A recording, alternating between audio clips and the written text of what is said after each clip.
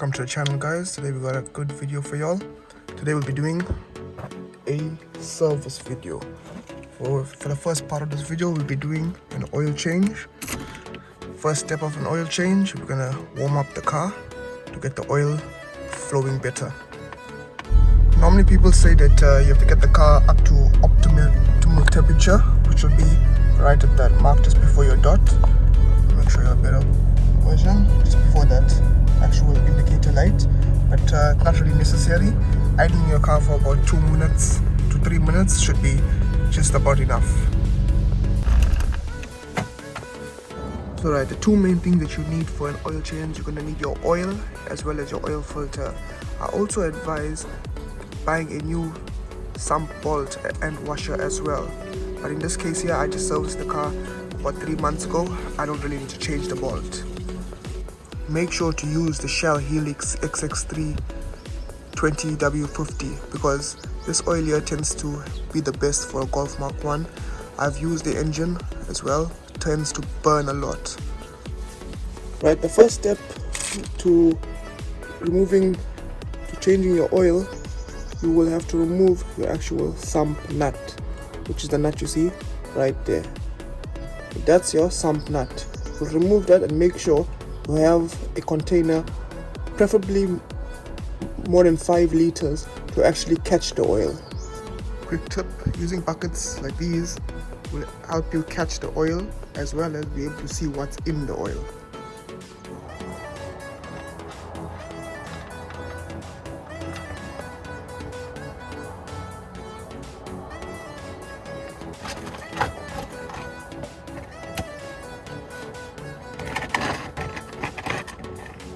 Right, the next step is, while we're waiting for the actual oil to drain out, we're gonna remove our oil filter, which you'll see down there.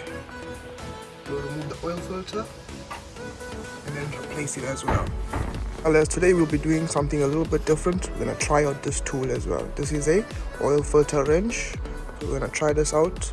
Normally what I would do is I would just stick a screwdriver in there if it's too tight to take off by hand and just twist it and it'll come out. But in this case, let's try this new tool, maybe it'll be easier. So basically what I did is I just opened the wrench up, I put it from the bottom in, then I locked it with that silver locking pin you see here. Where we start here, you put it on, you lock it, and then it just tells you to turn. Now what I'm noticing now in the Golf Mark 1, there's not enough space for this actual tool. We can get a turn, but we'll have to keep on readjusting. As you can see, we're very close to this end. Okay, scratch what I just said in the last part of the video. In this case now, removing it, you use it the opposite way. So you have actually turned it the opposite way and turn towards the block. Because always remember, righty tighty, lefty loosey.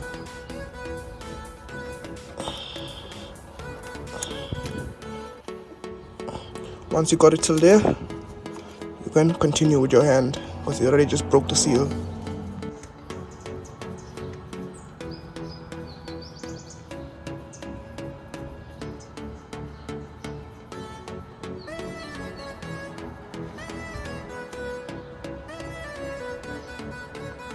As you saw last part, it's getting a bit messy, so what I did was I put a cloth at the bottom, as well as I got another cloth here to actually take out the filter.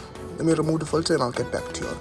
Okay, with your oil filter removed, I advise you to just double check if your seal is on here. Make sure that your seal does not stay behind, as you'll end up putting the new filter with a double seal, which will end up leaking. Right, now we are ready to actually change the filter. So make sure you get your filter. Open it up.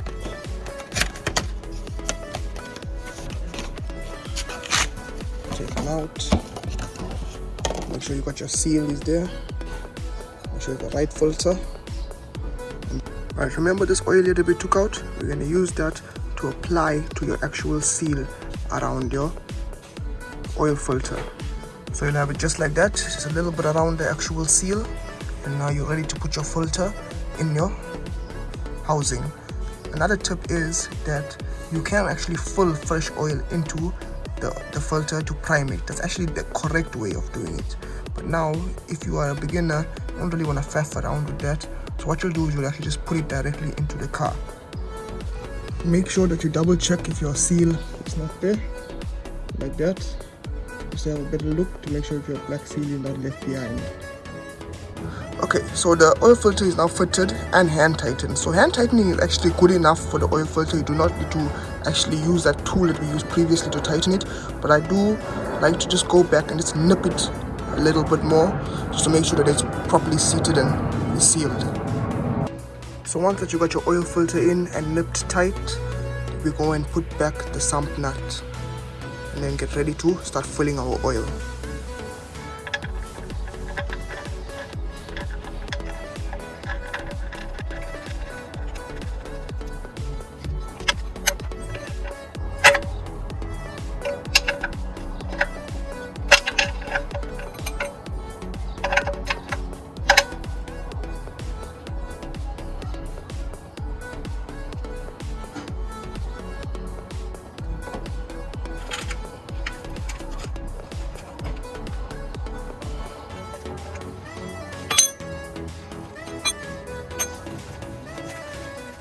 Once you're ready to put your oil, just get yourself a funnel or make yourself a funnel. Open here, put your funnel in and pour your oil. So what I did is I filled the oil, but I filled only till about that level in.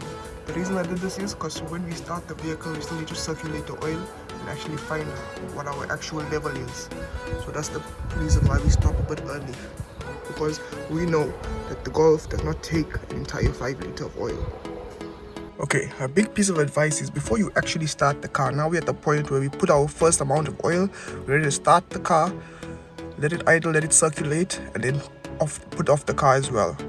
Now, one thing to remember now when we do this, make sure you do not rev the car. Just let it start naturally, let it idle naturally. If you rev the car, there could be no oil flowing and you could damage your cylinders, your pistons, and a lot of other things. So keep that in mind. Make sure that you do not rev the car up, let it just idle on its own. What you will notice is that your oil light will come and start blinking when you start the car, but let it idle for a bit, it'll eventually leave. So don't be stressed about that oil light. Our battery light is just there, it's because obviously I just started the car. If I rev it up, it'll go out. So I'll let the car idle for a little bit, around a minute to 2 minutes, letting it circulate, and I'll put it off. Okay, now that we let the oil circulate, another important point. Now, remember you've let your oil circulate. That means there's oil all over, well, all inside the engine. Remember that now, you checking your oil level now will not give you accurate results due to it not all the oil being down at the sump. So what you'll do is, you literally give it about 5 to 10 minutes, even more if it's possible. Let the oil settle and then take an oil reading. Right, 10-15 minutes have passed. Now it's time to check the oil. So what I use to check the oil is just these oil catching cloths, you know, the ones you use for your new frying. That's the same thing, oil and oil, same thing. Right, so what I'm gonna do is just check here. Alright, I just checked the oil level. It was low. I'm gonna put more oil in and then we'll wait another 10 minutes. Check again. If you need more oil, you'll put oil again in. You'll keep doing this until you reach your correct level. Thank you for watching the video. Okay, another thing to be said is that when you're checking your oil, make sure that you clean the rod, then put it back in, then pull out and check. Another thing is for your oil level itself, you bring it right here. You look down here. As you can see, I think I got the best angle. As you can see, the oil level. See the end of the marks, that textured part, that's where you want it, right at the end. If it's in between the two, you have enough oil, but you need to top up. So make sure that it is right at the top of that textured portion.